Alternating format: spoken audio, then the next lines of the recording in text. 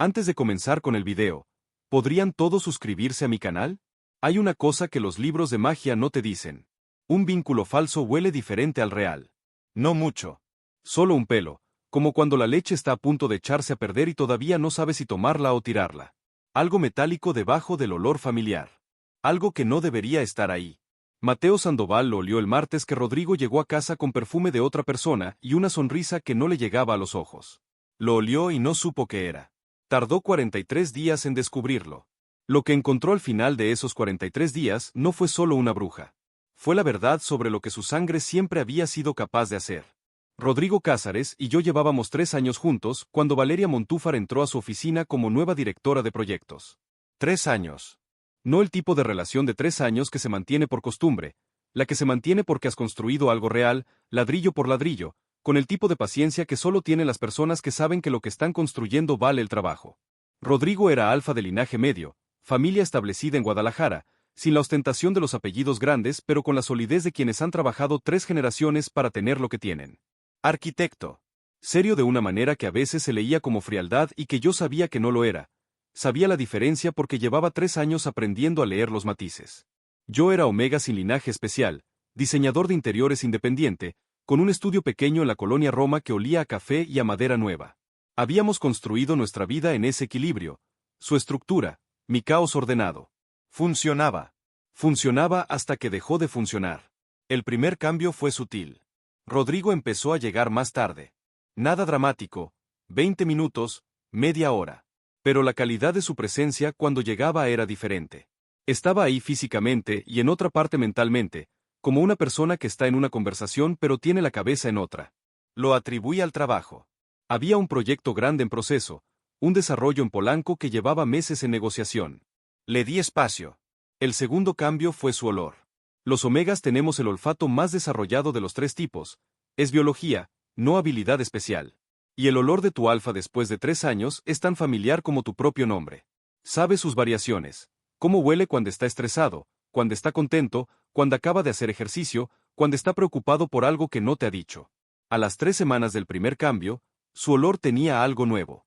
No era el olor de otra persona, eso habría sido más fácil de identificar y de nombrar. Era algo en su propio olor que había cambiado. Un tono metálico, muy leve, como monedas viejas debajo del olor que yo conocía. Le pregunté si estaba bien. Estoy bien, dijo. Y lo decía como si fuera verdad. Como si él también lo creyera.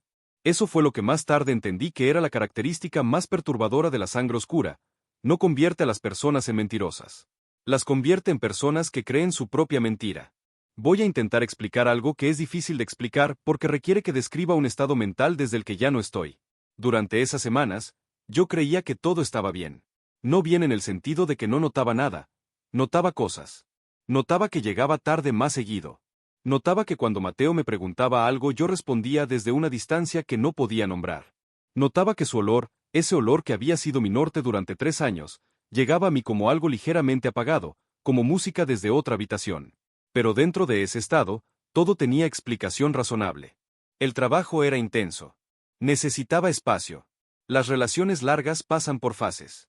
Lo que no notaba, lo que no podía notar desde adentro, era que esas explicaciones llegaban ya formadas, como ropa doblada que alguien más había preparado. No las construía yo. Las encontraba.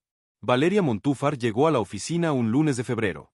Directora de proyectos, 32 años, con el tipo de presencia que llena los cuartos sin esfuerzo aparente. Competente, eso fue lo primero que noté, profesionalmente. Sabe lo que hace. Lo segundo que noté fue más difícil de describir. Había algo en estar cerca de ella que se sentía como alivio. No atracción exactamente, o no solo eso. Era más como la sensación de llegar a casa después de un viaje largo. Familiar de una manera que no tenía historia que la respaldara. Ahora sé que eso no era real. Ahora sé que esa familiaridad estaba construida con mi propio cabello que ella había tomado de mi saco 3 días después de llegar, con mi firma en un contrato que había tocado más tiempo del necesario, con sangre suya derramada sobre un espejo en un ritual que su abuela le había enseñado cuando era niña y que ella había guardado como herramienta para cuando la necesitara. En ese momento no sabía nada de eso. Solo sabía que cuando llegaba a casa y Mateo me miraba con esa pregunta en los ojos que nunca terminaba de hacer en voz alta, algo en mí se cerraba. No con hostilidad. Con una indiferencia que era peor. Y esa indiferencia tampoco era mía. Fui con Doña Esperanza en la semana 4. Doña Esperanza Villanueva tenía 73 años, un puesto en el mercado de Coyoacán que vendía hierbas medicinales y velas de colores, y la reputación de ser la lectora de vínculos más precisa del sur de la ciudad. En un mundo donde la magia era real y pública, las lectoras de vínculos eran tan normales como los psicólogos, personas con habilidades específicas para leer lo que el ojo no ve. No fui porque creyera que había magia involucrada. Fui porque necesitaba que alguien con más experiencia que yo pusiera nombre a lo que estaba sintiendo. El mercado de Coyoacán a las 10 de la mañana entre semana es un lugar de luz filtrada y olor a copal y conversaciones en voz baja. Doña Esperanza estaba detrás de su mostrador contando ramitos de ruda cuando llegué. Me miró antes de que yo dijera nada. Siéntate, dijo. Me senté en el banco de madera frente a su puesto. Dame la mano, dijo. Se la di. La sostuvo entre las suyas durante un momento. Sus manos eran pequeñas y secas y muy quietas. Tu vínculo está activo, dijo. Pero hay algo interfiriendo con él. Como estática. ¿Qué tipo de estática? Me miró con una expresión que no era exactamente lástima, era más parecida a la expresión de alguien que va a decir algo que preferiría no tener que decir. Necesito ver al alfa, dijo. No puedo leer la fuente desde tu lado. No va a venir, dije. Y mientras lo decía entendí que era verdad, que pedirle a Rodrigo que viniera a que le leyeran el vínculo en este momento era una conversación que no iba a poder tener. Doña Esperanza me soltó la mano. Entonces dime esto. ¿Su olor cambió? Me quedé quieto. Sí, dije. Hay algo metálico. Su expresión cambió. Algo se cerró en ella, no miedo exactamente, sino el tipo de cuidado que tienen las personas cuando el tema se vuelve serio. ¿Qué tan metálico? Preguntó. ¿Como monedas nuevas o como monedas viejas? Viejas. Asintió despacio. Ven mañana, dijo. Y trae algo que sea solo tuyo. Ropa, no, algo de tu cuerpo. Cabello. Uña. Lo que tengas. ¿Para qué? Me miró directamente. Para confirmar lo que creo que está pasando, dijo. Y para que sepas qué puedes hacer al respecto. Salí del mercado con el copal todavía en la ropa y con algo que no había tenido en semanas. Una dirección. Hubo un miércoles donde algo se rompió, aunque no del todo y no de manera que yo pudiera entender en ese momento. Valeria y yo estábamos revisando planos en la sala de juntas, solos, tarde, el tipo de situación que desde afuera podría leerse de varias maneras. Y yo estaba ahí, presente, con esa sensación de alivio familiar que me daba estar cerca de ella. Y entonces sonó mi teléfono. Era Mateo. Una llamada, no mensaje. Mateo casi nunca llamaba a menos que fuera algo que no podía esperar. Dejé que sonara 2 veces antes de contestar. ¿Rodrigo? Su voz. 3 años y su voz era exactamente la misma, con esa calidad específica que tenía cuando trataba de no sonar preocupado y no lo lograba del todo. ¿Llegas a cenar? Una pregunta simple. Completamente razonable. Y algo en mí, algo que no era la capa que se había instalado las últimas semanas sino algo de debajo, algo más viejo y más mío, respondió antes de que yo pudiera procesarlo. Un jalón. Como cuando estás casi dormido y tu cuerpo se sacude solo. Sí, dije. En 1 hora. Colgué. Valeria me miraba desde el otro lado de la mesa con una expresión que no supe leer, algo rápido, calculado, que desapareció antes de que yo pudiera nombrarlo. ¿Todo bien? Preguntó. Sí, dije. Pero algo había cambiado en el cuarto, o en mí, o en ambos. La sensación de alivio familiar se sentía un pelo diferente. Como cuando ajustas la vista en la oscuridad y de repente ves que lo que creías que era una forma familiar es algo distinto. Llegué a casa esa noche. Mateo estaba en la cocina. Tenía la espalda hacia mí cuando entré y cuando se dio vuelta había algo en su cara, alivio y algo más, algo que no pude identificar entonces pero que ahora reconozco como el esfuerzo de alguien que está cargando información pesada y decidiendo cuándo y cómo decirla. Me puse detrás de él mientras servía. Y su olor llegó, sin el filtro de las últimas semanas, directo, familiar de una manera que era diferente a la familiaridad que sentía con Valeria. La de Valeria era alivio. La de Mateo era reconocimiento. La diferencia, en ese momento, no la pude articular. Pero la sentí. Volví al mercado con 3 cabellos míos en un sobre pequeño, como Doña Esperanza había pedido. Ella los tomó sin decir nada. Los puso sobre un cuadrado de tela blanca en el mostrador. Cerró los ojos. Yo esperé. El mercado seguía con su ruido normal a nuestro alrededor. Vendedores, compradores, el olor constante a copal y a fruta madura. Nadie nos miraba con extrañeza. En este mundo, lo que Doña Esperanza hacía era tan ordinario como un análisis de sangre. Cuando abrió los ojos, Su expresión confirmó lo que había estado tratando de no pensar desde la tarde anterior. Sangre oscura, dijo. Directo, sin suavizarlo. Alguien ató a tu alfa con un ritual de sangre oscura. No es un vínculo completo, eso requeriría tu muerte o tu consentimiento. Es una interferencia. Una superposición sobre lo que ya existe entre ustedes. Lo escuché. Lo escuché y algo en mí se asentó.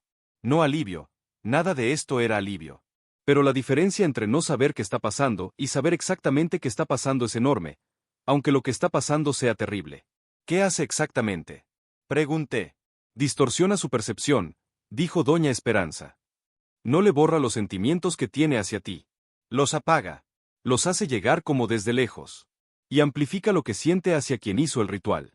Artificialmente. Artificialmente. Lo que siente no es real, es una imitación química de vínculo. Su cuerpo lo registra como conexión, pero su instinto, si lo escucha, sabe que algo no cuadra.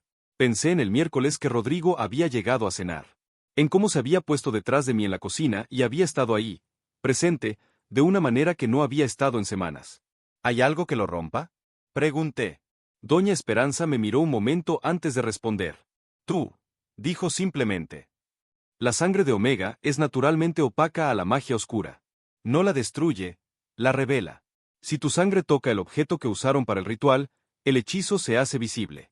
Alfa lo ve, lo siente, entiende lo que le hicieron. ¿Y si no tengo el objeto? Entonces necesitas que tu sangre llegue a él directamente. Contacto físico, sangre activa. Es menos preciso pero funciona si el vínculo original es suficientemente fuerte. Lo procesé. ¿Suficientemente fuerte como 3 años? Pregunté. Algo cruzó su cara, casi sonrisa. Suficientemente fuerte como lo que tú y yo sabemos que tienen, dijo. Sí. Salí del mercado con 2 cosas. Un plan. Y la pregunta de quién.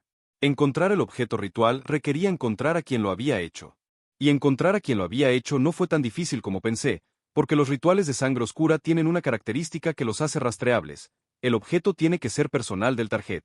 No una foto, no algo comprado, algo del cuerpo o algo que el alfa haya tocado de manera habitual y consistente. Hice una lista mental de lo que Rodrigo tocaba consistentemente. Su reloj, sus planos de trabajo, su portafolios, las llaves. Las llaves.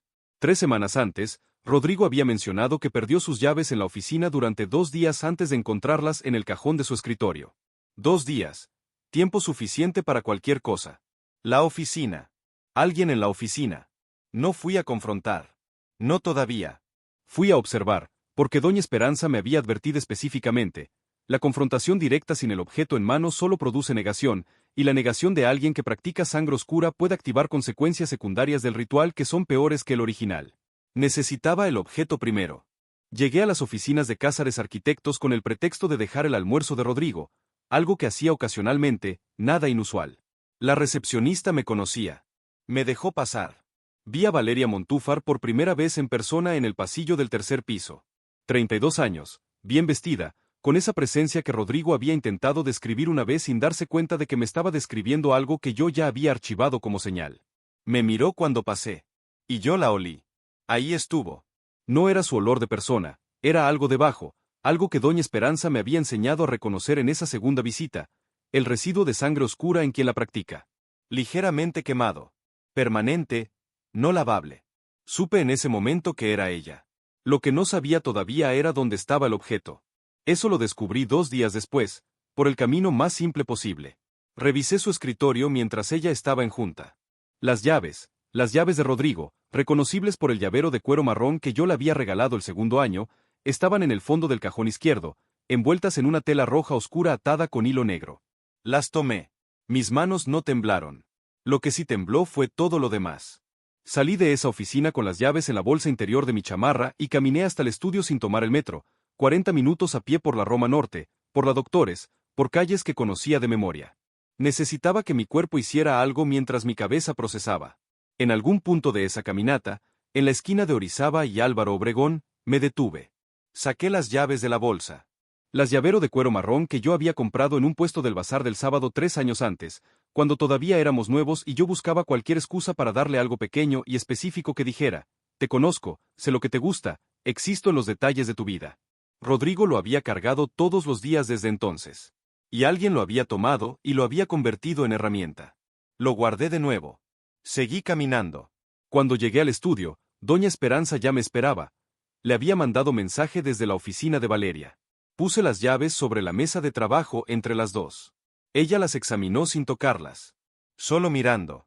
Sangre oscura de segunda generación, como dije, confirmó. 3 capas de ritual. Minuciosa. Esto no fue improvisado. ¿Cuándo lo hizo?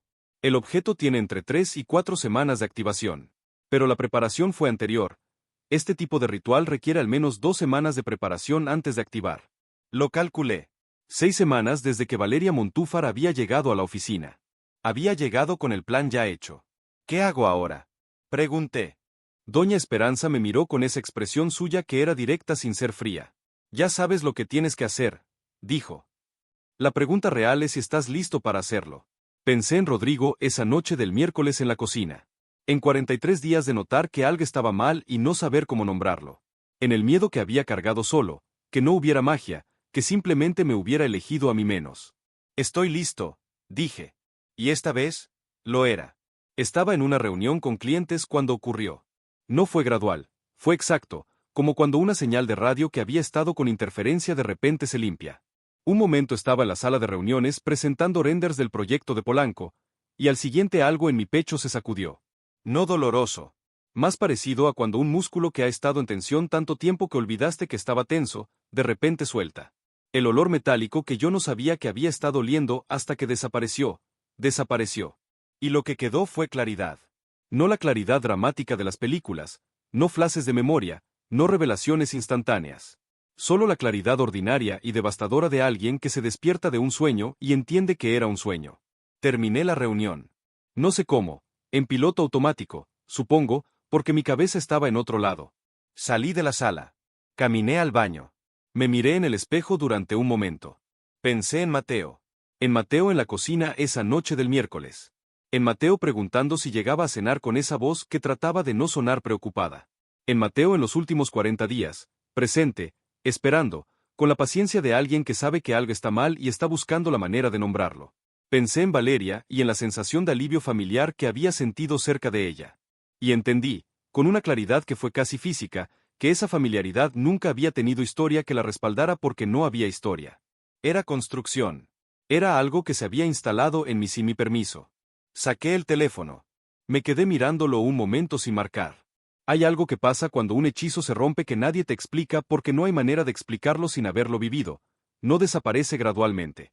Es exacto. Un momento estás adentro y al siguiente estás afuera, y desde afuera puedes ver la forma de lo que estabas adentro, como cuando enciendes la luz en un cuarto oscuro y de repente ya es todo lo que no podías ver. Lo que vi fue esto. 40 días. 40 días donde Mateo había estado presente, llegando a casa, preparando comida, preguntando si estaba bien con esa voz que trataba de no sonar preocupada, y yo había estado ahí físicamente y en otro lado mentalmente, respondiendo desde una distancia que no era mía. Vi la cara que debió haber tenido en cada una de esas noches. Vi lo que debió haber costado quedarse y seguir intentando cuando la persona que tenía frente a él no era la persona que conocía.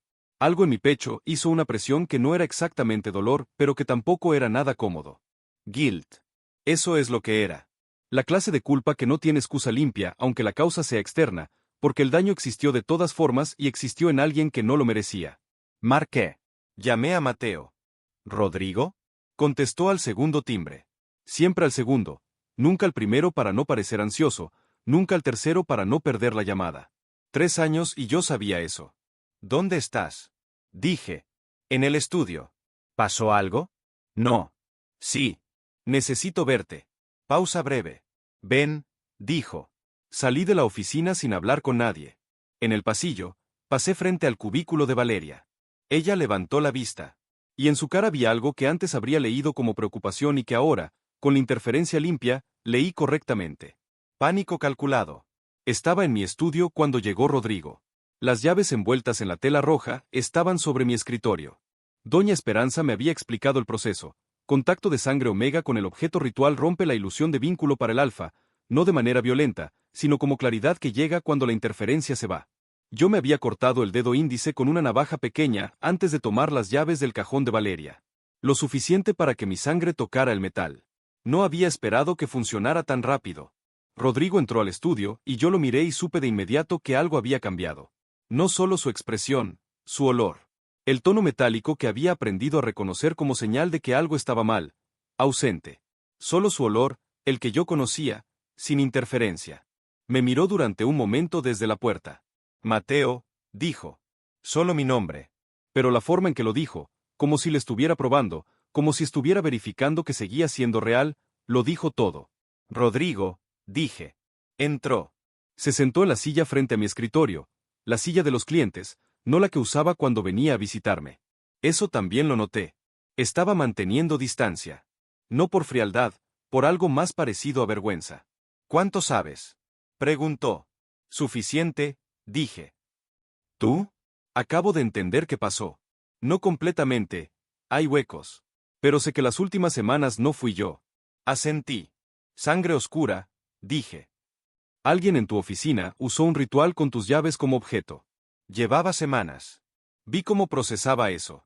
La forma en que su mandíbula se tensó, como algo detrás de sus ojos hizo varios cálculos a la vez.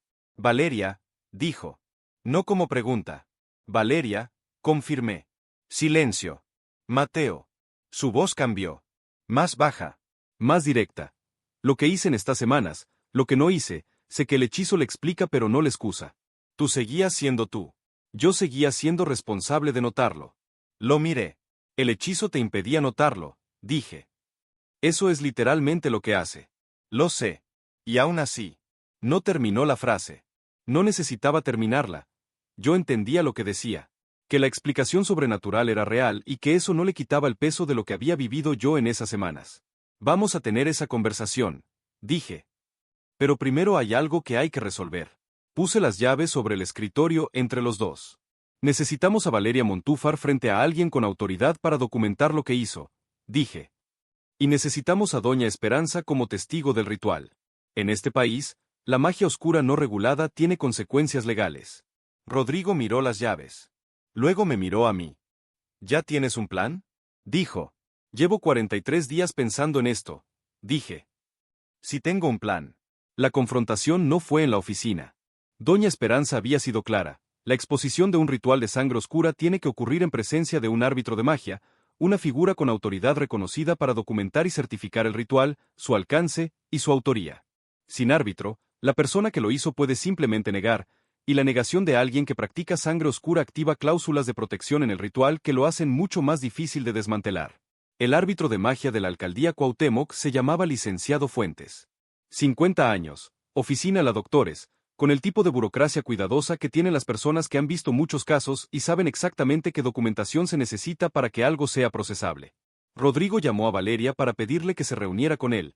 Pretexto de trabajo, revisión urgente de un contrato. Nada en el mensaje que encendiera alarmas. Ella llegó a la oficina del licenciado Fuentes sin saber qué era, hasta que vio a Doña Esperanza sentada en la esquina con el objeto ritual en una bolsa de evidencia transparente. Vi su cara en ese momento. No fue la cara de alguien que no sabe de qué se le acusa. Fue la cara de alguien que había calculado este riesgo y había esperado tener más tiempo. Esto es una farsa, dijo. Su voz era controlada. Había preparado algo. El objeto habla por sí solo, dijo Doña Esperanza, con la calma de quien no necesita elevar la voz. Las llaves tienen su sangre y la del alfa. El patrón del ritual es sangre oscura de segunda generación, línea Montúfar, si no me equivoco. Algo cruzó la cara de Valeria. Pequeño. Rápido. Eso no prueba intención, dijo. El objeto estaba en tu cajón, dijo Rodrigo. Su voz era plana. La voz de alguien que está controlando algo que preferiría no controlar. Envuelto en tela ritual. Con mis llaves adentro. Alguien pudo haberlo puesto. Valeria. La interrumpió. No con crueldad, con la firmeza de alguien que ha decidido no participar en la negación. Ya sé lo que pasó. El árbitro está aquí para documentarlo. Puedes cooperar o puedes no cooperar. Ambas opciones tienen consecuencias distintas, y el licenciado te va a explicar cuáles. El licenciado Fuentes carraspeó y abrió su computadora. Vi a Valeria evaluar la sala durante un segundo. La salida, las personas, las opciones. Y entonces, lentamente, se sentó. Lo que siguió fue una hora de proceso burocrático que en otro contexto habría sido aburrida. Doña Esperanza certificó el ritual, su tipo, su duración estimada, su autoría probable. El licenciado documentó todo. Rodrigo respondió preguntas. Yo respondí preguntas. Valeria respondió algunas preguntas y se negó a responder otras, lo cual según el licenciado era su derecho y también quedaba documentado. Al final, el licenciado selló el expediente y lo mandó a la Fiscalía Especializada en Magia No Consentida. ¿Qué pasa ahora con ella? Pregunté cuando salíamos. Proceso, dijo el licenciado. Magia oscura no consentida sobre Alfa en vínculo activo es delito de interferencia de vínculo. Mínimo 2 años de restricción de práctica mágica, máximo 5 años de proceso penal dependiendo de la evidencia. Salimos a la calle. Rodrigo y yo caminamos media cuadra en silencio antes de que alguno de los dos dijera algo. Hubo una conversación que tuvimos esa noche que fue más difícil que todo lo anterior. No la confrontación. No el proceso con el licenciado. La conversación en el departamento, tarde, con el té que Mateo había preparado porque siempre prepárate cuando hay algo importante que decir, como si el ritual de hervir agua y esperar le diera tiempo para ordenar los pensamientos. Yo hablé primero. Necesito decirte algo que no es excusa, dije. El hechizo explica lo que pasó neurológicamente. No explica que en algún nivel yo elegí no hacer las preguntas que debería haber hecho antes. Mateo me miró desde el otro lado de la mesa. ¿Qué preguntas? Cuando llegué a casa esa noche del miércoles y tu olor llegó diferente, más claro, pude haberlo investigado. Pude haber ido con alguien. No fui porque en ese estado era más fácil no ir. El hechizo te hacía más fácil no ir, dijo Mateo. No como defensa mía, como precisión. Eso es lo que hace. Reduce la fricción hacia la persona que hizo el ritual y aumenta la fricción hacia todo lo demás. Lo sé. Y aún así hay una parte de mí que siente que debía haber empujado más fuerte contra esa fricción. Mateo sostuvo su taza con las 2 manos. Rodrigo, dijo. Yo también tengo algo que decir que no es excusa. Esperé. Tardé 43 días en resolver esto, dijo. No porque no tuviera recursos, fui con Doña Esperanza en la semana 4. Sabía lo que estaba pasando desde entonces. Tardé otras 3 semanas en actuar porque tenía miedo de lo que encontraría. ¿Miedo de qué? De que la razón fuera más simple, dijo. De que no hubiera magia. De que simplemente hubieras elegido otra persona y la magia fuera la historia que yo me estaba contando para que doliera menos. Lo escuché decir eso. Lo escuché y entendí que había cargado eso solo durante semanas, esa duda específica y devastadora. Mateo, dije. Ya sé que no fue así, dijo antes de que yo pudiera continuar. Ya lo sé. Pero quería que supieras que ese miedo existió. Que no fui solo el Omega que resolvió el problema. También fui el Omega que tardó porque tenía miedo de la respuesta. Nos quedamos en silencio un momento. ¿Podemos hablar de lo que sigue? Dije finalmente. Sí, dijo. ¿Qué quieres que siga? No era pregunta retórica. Era real. Me estaba preguntando qué quería yo. Después de todo lo que había pasado, me daba la elección. Esto, dije. Quiero que siga esto. Diferente, porque algo cambió y fingir que no cambió sería otra mentira. Pero esto. Mateo puso la taza sobre la mesa. Yo también, dijo. No fue abrazo dramático. No fue el tipo de reconciliación que tienen las historias cuando todo se resuelve de golpe. Fue más pequeño y más real que eso. 2 personas que deciden seguir construyendo sobre los cimientos que ya existían, con plena conciencia de la grieta y de lo que costó. Eso también era suficiente. Eso, descubrí esa noche, era lo más honesto que podía ser. Este capítulo no es defensa de Valeria Montúfar. Lo que hizo tuvo consecuencias reales en personas reales, y esas consecuencias fueron procesadas legalmente como correspondía. Pero hay algo que ocurrió en la oficina del licenciado Fuentes, casi al final del proceso, que no quedó en el expediente y que importa para entender la historia completa. El licenciado había salido un momento. Éramos Valeria, Doña Esperanza, Rodrigo y yo en la sala. Valeria estaba mirando sus manos sobre la mesa. Y entonces dijo algo, en voz muy baja, que no iba dirigido a nadie en particular. Lo conocí hace 10 años. Nadie respondió. Antes de que fuera Cázares Arquitectos. Antes de que fuera nada todavía. Fuimos algo durante 6 meses y él no lo recordó lo suficiente para contármelo cuando llegué a trabajar con él. Una pausa. Ni siquiera me reconoció. El silencio en la sala cambió de textura. Lo que hice estuvo mal, continuó, con una voz que era más cansada que arrepentida. Lo sé. Pero quiero que sepan que no empecé queriendo hacerle daño a nadie. Empecé queriendo que me viera. Nadie respondió. No había respuesta correcta para eso. El licenciado regresó y el proceso continuó. Después, caminando hacia el metro, Rodrigo dijo. No la recuerdo.